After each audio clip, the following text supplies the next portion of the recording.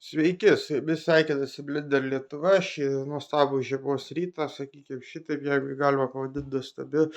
Ir noriu pristatyti, kad pagaliau mes susikūrėm Discordo grupę, kur bus galima gauti palaikymą Blenderio ir kitų atviro kodo programų klausimais. Matyti visokias naujienas, straipsnius, iš esmės panašiai taip, kaip turėjau Facebooko grupę, tik tiek, kad daugiau aktyvumo ir kad nebūtų mirusi grupė, kad pridėt daugiau visokių daryt projektų su Blenderiu, aplink Blenderio, pavyzdžiui, ketinam daryt su Unity žaidimą, bet naudosim Blenderio modelius ir panašiai.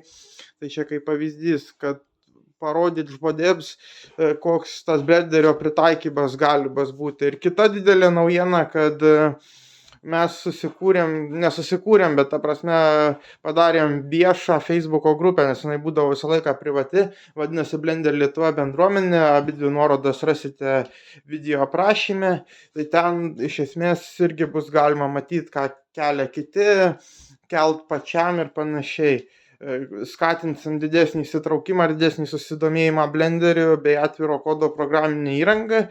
Ir tai tiek šį kartą ir susitiksim kitose video.